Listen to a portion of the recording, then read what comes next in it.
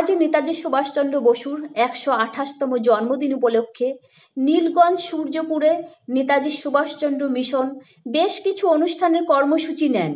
গতকাল এবং আজ যে অনুষ্ঠানগুলি তারা করেছেন সেগুলির মধ্যে উল্লেখযোগ্য প্রদীপ প্রজ্বলনের মধ্য দিয়ে অনুষ্ঠানের আনুষ্ঠানিক উদ্বোধন, অঙ্কন প্রতিযোগিতা, শহীদ জ্যোতিসহ পদব্রজে নীলগঞ্জ পরিক্রমা, শহীদ তীর্থ সাহেব বাগান, নীলগঞ্জে যে আজাদিন ফৌজ শহীদ স্মৃতি স্মারকে শ্রদ্ধাঞ্জলি অর্পণ এবং মিশন প্রাঙ্গণে সাংস্কৃতিক অনুষ্ঠান।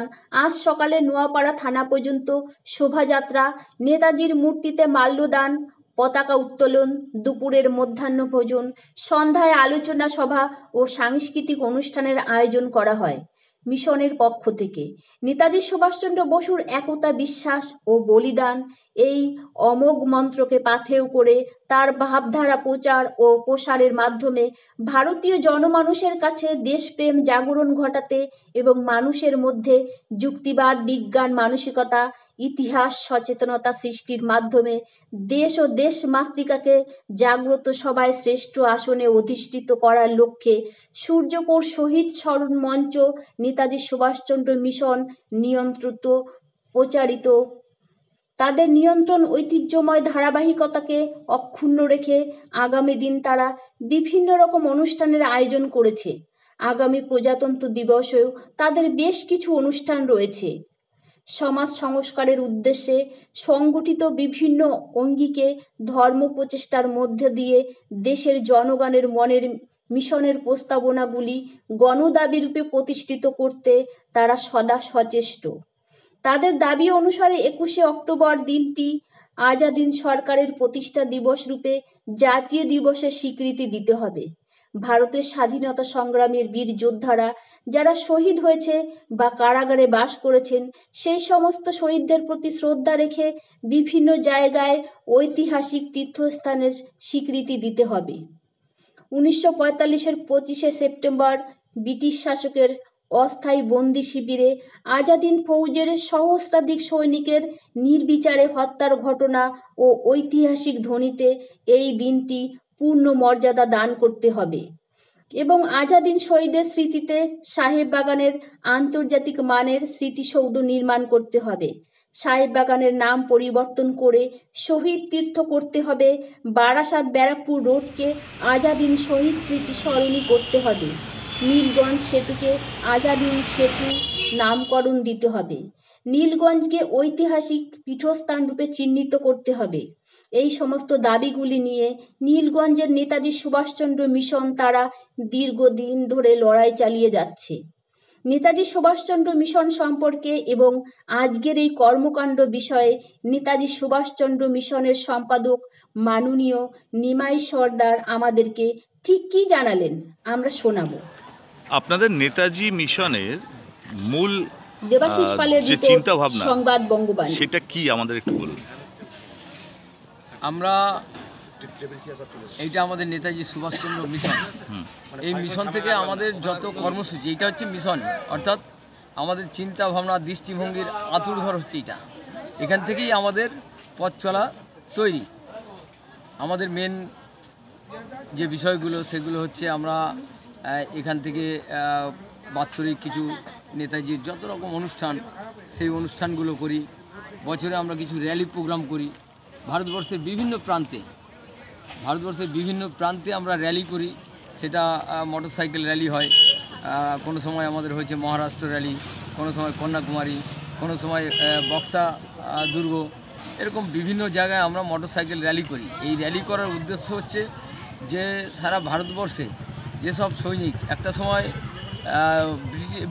ব্রিটিশদের অত্যাচারে যারা নিহত হয়েছে, নৃশংস খুন করে তাদের নিহত করেছে বা আনাচে কানাচে গুলিগালা করে মেরেছে যেসব সৈনিকদের, সেই সব সৈনিকদের যেখানে যে আমরা খবর পাই সেই সব সৈনিকদের আমরা আত্মার শান্তির জন্য সেইখানে গিয়ে তাদেরকে, সেই যত ফ্রিডম ফাইটার তাদের আমরা শ্রদ্ধা জানাতে যাই এবং সেই শ্রদ্ধা জানানোর জন্য আমরা বাৎসরিক এখানে একটা করে মোটরসাইকেল র্যালি। আপনারা সরকারের কাছে কিছু দাবি রেখেছেন? হ্যাঁ, সরকারের কাছে আমরা কিছু দাবি রেখেছি। সেটা হচ্ছে আমাদের এই যে নীলগঞ্জ নামকরণ হয়েছে, একটা সময় নীলগঞ্জে নীলকর চাষি, ব্রিটিশ সৈনিকরা এখানে এসে ব্রিটিশরা এসে এখানে সাধারণ মানুষদের ধরে নিয়ে নীল চাষ করাতো। নীল চাষ করিয়ে তাদেরকে দিয়ে প্রচুর পরিমাণে মুনাফা লুটত, তারপরে নিয়ে যেত। এরা যদি ন্যায্য দাবি অধিকার করত তখন তাদেরকে বেত্রাঘাত করত, বিভিন্নভাবে অত্যাচার করত। তারপরেও যখন বিভিন্ন জায়গার থেকে আজাদিন বাহিনী সৈনিক যারা বিভিন্নভাবে লড়াই সংগ্রাম করে যাচ্ছিল তাদেরকে ওইখান থেকে তুলে নিয়ে এসে এই সাহেব বাগান, এখানে থাকতেন ছোটো লাট, বড় লাট থাকতেন ব্যারাকপুর আপনার মঙ্গল পাণ্ডে। এই ছোটো লাট এখানে নৃশংসভাবে সাধারণ মানুষের উপর অত্যাচার করত। হঠাৎ একদিন 1945 সালে 25শে সেপ্টেম্বর গভীর রাত্রিরে এই হাজার হাজার সৈনিককে লাইন দিয়ে দাঁড় করিয়ে গুলি করে হত্যা করে। তো সেই সময় তখনকার দিনে আমাদের যারা বয়স্ক সিনিয়ররা যারা ছিলেন তারা দেখেছেন, আমরা তখন তো জন্মাইনি, তো আমরা তাদের কাছে শুনেছি যে আমাদের এখানে একটা খাল আছে, এই খালে বিভিন্ন সৈনিককে কেটে জলে ভাসিয়ে দিয়েছিল। তখনকার দিনে যারা খালে মাছ ধরতেন তারা দেখছে রাত্রিবেলা জল লাল, মানে একটা খালের জল পুরো লাল হয়ে চলে যাচ্ছে। তারপরে পরবর্তী দিন সকালবেলা দেখছে যে রাস্তা দিয়ে তখনকার দিনে এই চন্দনপুকুর বাজারে এখানকার চাষিরা মাথায় করে সবজি নিয়ে যেত বা বিভিন্ন কিছু। তো ভোরবেলা অন্ধকারে যাচ্ছে, দেখছে হঠাৎ একটা মানে বৃষ্টি নেই, কিছু নেই, রাস্তায় কাদা কাদা কাদা কাদা। সকালবেলা দেখছে সব চাপ রক্ত, সেই রক্তের মধ্যে দিয়ে তারা হেঁটে গেছে। এছাড়াও দেখা গেছে আমাদের এখানে এই সাহেব বাগানের ভিতরে 7টা তাল গাছ আছে, 7 তাল গাছ। সেই তাল গাছের গোড়ায় ওখানেও কয়েকশো হাজার হাজার সৈনিককে ওখানে মাটি দিয়ে পুঁতে দিয়েছে। তো এই যে নৃশংস খুন, এই নৃশংস খুনটা ইতিহাসের কোনো পাতায় নেই। সব আজাদিন বাহিনী, সব আজাদিন বাহিনী। আমাদের দাবি হচ্ছে যে এইগুলো ইতিহাসের পাতায় আসুক এবং এই সাহেব বাগান ইংরেজরা নাম দিয়েছে, তার নাম পরিবর্তন করে শহীদ তীর্থ আমরা নাম করতে চাই। আমাদের যে খালটা আছে নোয়াই খাল, এই খালের নামকরণ করতে চাই আমরা সব শহীদের নামে। এই যে আপনার মিলিটারি রোড 81 যে ব্যারাকপুর বারাসাত যে রোডটা আছে, আমরা এই রোডটার পরিবর্তন করে নামকরণ করতে চাই শহীদের নামে। এইরকম 7 দফা দাবি আমাদের আছে। কোন শহীদের নামে করতে চান? আজাদিন শহীদের নামে, আজাদিন বাহিনীর নামে। আচ্ছা, এটাই হচ্ছে আমাদের বক্তব্য। আপনার নাম আমরা কি? এই লড়াইতে আমরা ব্রতী, আমরা যতক্ষণ না পারছি ততক্ষণ আমরা আমাদের লড়াই চালিয়ে যাব। আমার নাম নিমাই সর্দার, আমি এই নেতাজি সুভাষচন্দ্র মিশনের সম্পাদক। একই পরিবেশে একই সাথে আমরা সবাই এই সব কাজের মধ্যে খুব ভালো লাগে, কেন আমরা কাজ ভক্ত, তাই জায়গায় আমরা বোধহয় নেই। যাই হোক, আজ এই কথা বলে আমরা বরণ করে নেব। আমরা এখন বরণ করে নিচ্ছি বিশিষ্ট সমাজসেবী মাননীয় মনোজ ব্যানার্জি মহাশয়।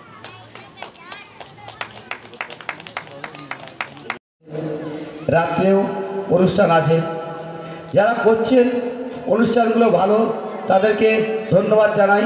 তারা যেন আরও পরবর্তীকালে অনুষ্ঠানগুলো আরও ভালোভাবে করতে পারে। চিকিৎসা পরিষেবা নির্ভরযোগ্য প্রতিষ্ঠান Sarada Seva Sadhan hospital private limited, Amala cinema হলের বিপরীতে ডাক্তার KD ঘোষের নার্সিংহোম।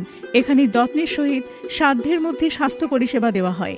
এখানকার অত্যাধুনিক ফেসিলিটিগুলির মধ্যে হল ICCU, AC sharing cabin, AC cabin, NICU, maternity, paediatric, ventilator facility, modular OT, orthopaedic surgery, any type of surgery, obstetrics and gynecology, 24 hours ambulance facility, general medicine, pathology, physiotherapy, PFT, ECG, EEG, Holter monitoring। এছাড়াও থাকছে daily OPD service, 24 hours emergency service. আমাদের ঠিকানা Barasat road, নোনা Chandanpukur, Barrackpore, Amala cinema হলের বিপরীতে, কলকাতা 122। যোগাযোগ 03325920006। Mobile number 9433389740 এবং 9433389739। সারদা সেবা সদন হসপিটাল প্রাইভেট লিমিটেড।